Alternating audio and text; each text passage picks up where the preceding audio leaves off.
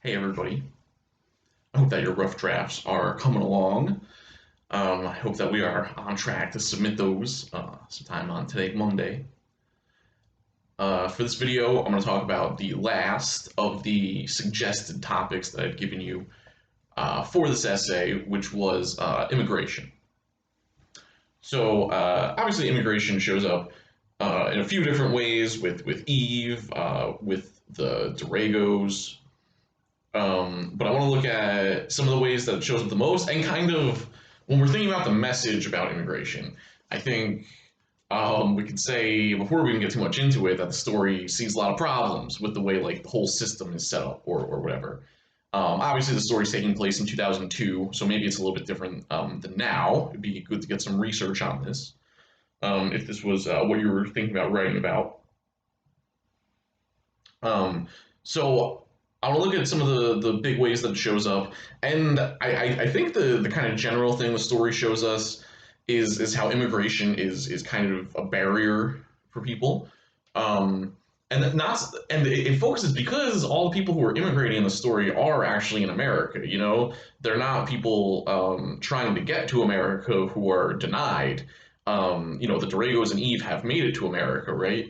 And then it's kind of more about how immigration is still a barrier for them in terms of them trying to get their independence and stuff, right? If we still keep that frame of independence, and it creates problems for them. Okay, so let's start off just on page 3 here.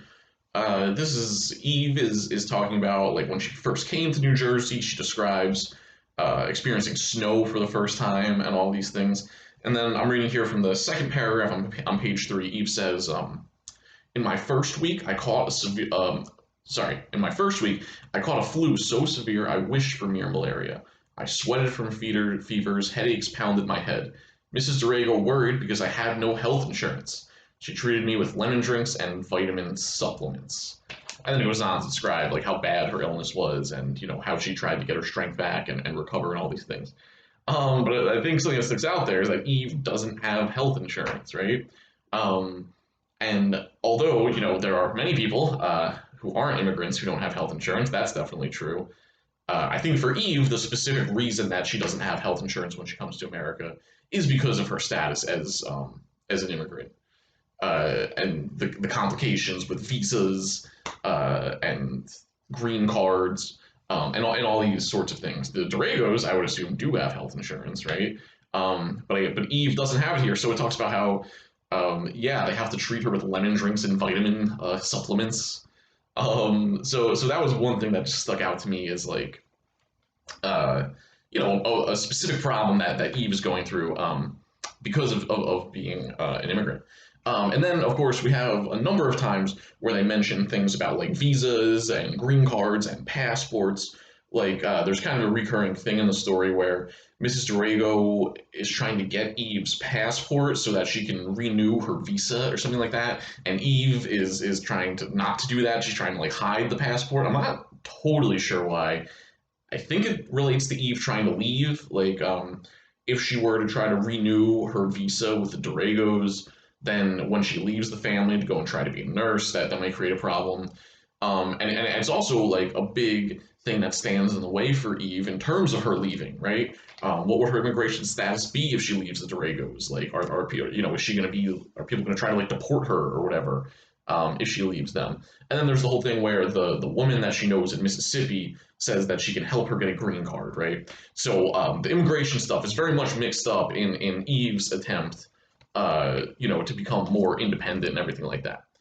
And then, of course, we have that one line, not quite sure where it is, where, yeah, here it is on page 4. This is when they introduce the children. Yeah, the daughter of the family tells Eve, talking about Mrs. Durago, she's a doctor, but she hasn't got her papers yet, so she can't work. Going on, the son, Daniel, says, my mom really wants her papers because my dad is controlling. So I think that shows how, for Eve and Mrs. Durago, immigration is like a real barrier for them trying to get like the independence that's so central to the story, right? Eve, because it's a problem. If she's going to leave the family, she needs to figure out the immigration situation. And for Mrs. Arago, it's one of the things that's standing in the way of her getting a job, I guess.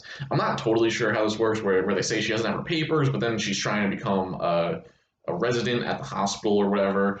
So I'm not totally sure how all that goes together. Like I said, it'd be good to do some research on this if this is what you want to write about. So yeah, for Mrs. Durago too, it stands in her way. And they mention, I think I talked about this in the gender video, but they talk about how Mrs. Durago was on Mr. Durago's green card, so she doesn't have her own, right? So it's like a very literal kind of dependence that she has on them, and that Eve has on the family, right? It creates more dependence. Um, so we see like, and then if similarly, just like if Eve were to leave the family, I'm not sure what her immigration status would be. If Mrs. Durago, I don't know, maybe wanted to not be with Mr. Durago anymore, she doesn't really seem to like him all that much. What would her immigration status be? Like does she need to stay married to him to keep her immigration status?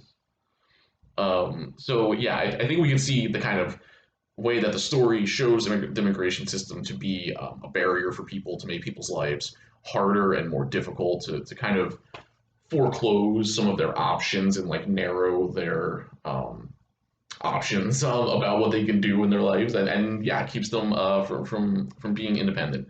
A couple other things about immigration. So I think the story also shows us like why people immigrate and things like that. Like for Eve, it's mostly an economic thing, right? It's because she can't get a job in Nigeria, which goes back to the oil companies and globalization and stuff like that. And for those reasons, she makes more money as a nanny in America than she would as a nurse in Nigeria. Even though it seems like they need nurses, right? She can't find a job, even though when she describes the medical clinic, she talks about there being, like an overflow of patients who need help, but they still don't hire her. Okay, and one other thing, I think immigration is significant um, when we try to understand the flashbacks in the story.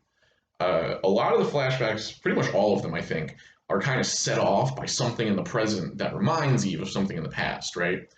And I think this shows us something about like the unique perspective that Eve has, or that maybe immigrants in general have, where I think Eve is a lot more has a better understanding of the kind of global connections, that make it possible for Americans to live in, relative luxury when compared to people in Nigeria or things like this. So, for instance, on page 4, after the page break, in the middle of page 4, the kids are in the bath. Eve is like giving them a bath, and then it transitions into a flashback where it says, "In my hometown, we had rainbow-colored water. It tasted of the oil that leaked into our well. Bathing water we fetched from a creek. This smelled of dead crayfish." So, like, her giving the kids a bath in the present in New Jersey, and I guess like looking at like the soap and the water and stuff for that, like what she immediately connects that to is the way that oil looks in water. It's like similar to soap, and like how it gets like that weird like rainbow color, and it kind of like goes on the top. Obviously in a much more alluring way than soap. But yeah, so Eve, I think, sees these kind of connections. There's another one where she's driving in the family's SUV, and she talks about how the roads in Nigeria are so terrible, but they have like these tiny cars. They don't have these SUVs. And the idea is, oh, okay, why are the roads in Nigeria terrible? I think it goes back to the pollution, right? They talk about like acid rain and stuff like that. Why is there acid rain and stuff? Because of all the oil being mined in the country. And why is all the oil and stuff being mined? So people like the Doragos can drive their SUVs around, right? That get terrible gas mileage, and so Americans can drive their Hummers and whatnot. Uh, so I think Eve's position as an immigrant allows her to see some of these connections that Americans just would never see, right? And it's not our fault. We just are not aware really of like where oil comes from, or what it does to the places that it comes from, or how the like global oil system is set up with these foreign owned multinational companies going into these poorer countries like Nigeria.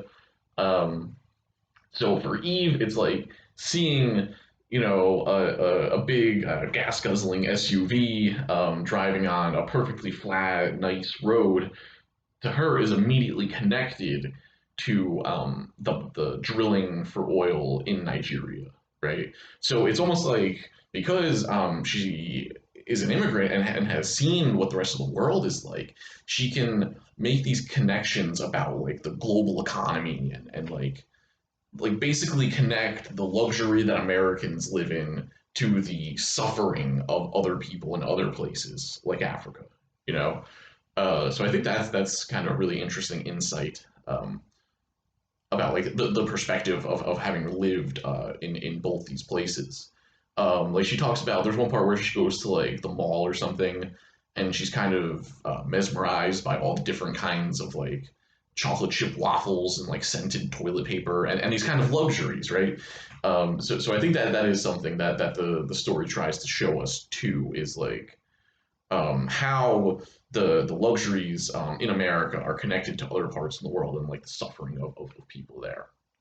So if we're thinking about the what is the message about immigration, it's definitely not like a super positive one, right? I think we could say at the very least that it's an obstacle for like regular everyday people just trying to like live their lives and be a nurse or whatever, like Eve. Uh, and then also this kind of secondary point maybe where I think it shows us how like the immigrant perspective uh, can like bring to light things that people who've lived in America all their lives may not see. So yeah, if you were gonna write about this, I would try to get really specific about like the criticisms of the immigration system that we see. Like according to the story, what is the problem with it, or how could it be better? And then I think if you get into, if you be as specific as possible with that, you can get to something like a thesis. All right, I think that's what I had for this one. See ya.